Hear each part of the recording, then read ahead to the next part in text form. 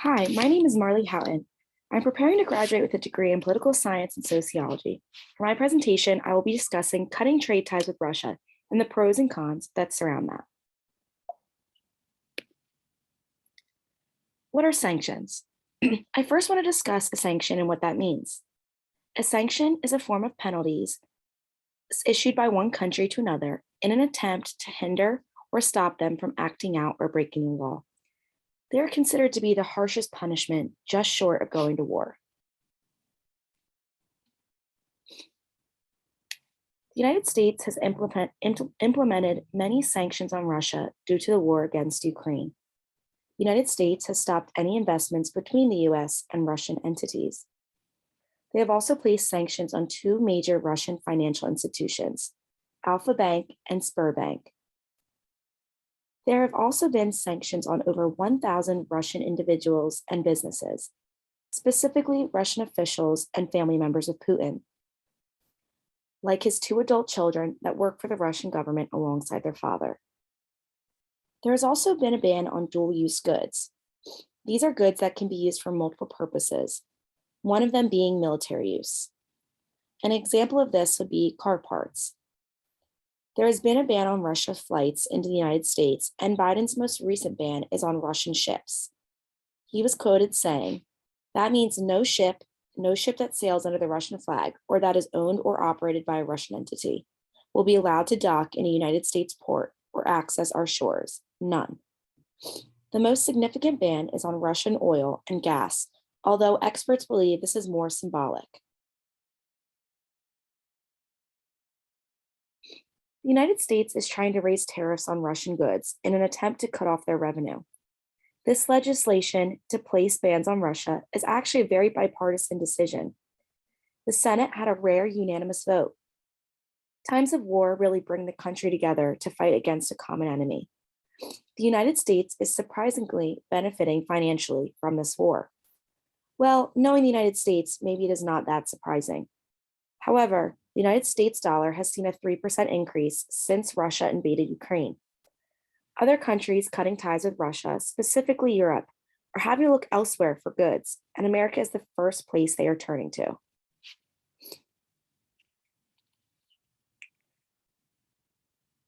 Some cons are the China and Russian relationship, which is something that rightfully makes the United States nervous. We need to be conscious of some of the moves we make because we do not want to lead Russia into China's bed. There are also some researchers that believe that sanctions do more harm than good. Their fear is that it winds up just affecting innocent citizens rather than the people who deserve it. We are also seeing an increase in our gas prices across the country that has most Americans upset.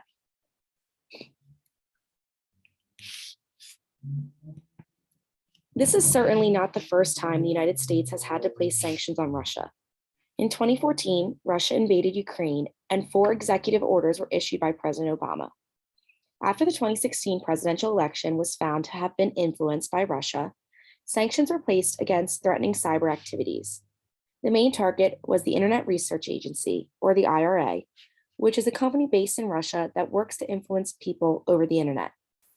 From 2018 to 2012, various Russian influences have been sanctioned for attempting to intervene with other countries. There was a sanction on Russia during the Syrian civil war, another for Russian oil companies assisting Venezuela, and another sanction after Russia helped assist North Korea with supplies for weapons of mass destruction. Finally, bringing it to the present day with Russia invading Ukraine once again.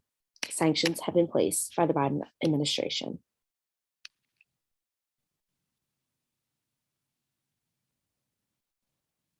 It is hard to offer suggestions to the president. We all voice our opinion on the matter every day, but when you actually have to sit down and try to come up with ideas, it is difficult to come up with a solid plan.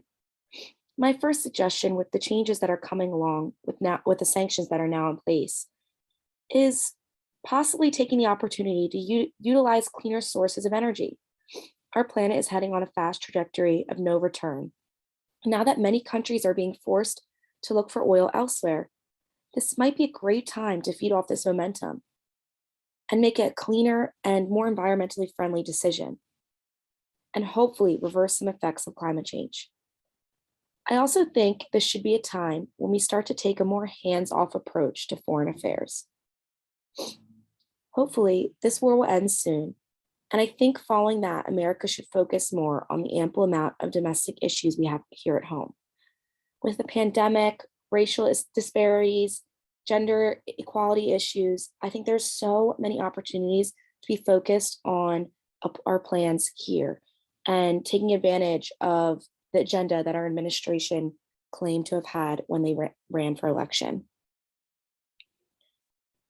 With that being said, I believe in order for this war to end and for us to be able to take a step back from worrying about Russia, something needs to be done about Putin. Russia needs to be cut off and Putin needs to be handled. There are so many differing opinions on taking the head off the snake. Will a bigger and badder one just go back in its place? It's hard to tell, but hopefully we can bring peace back to the world soon. Thank you.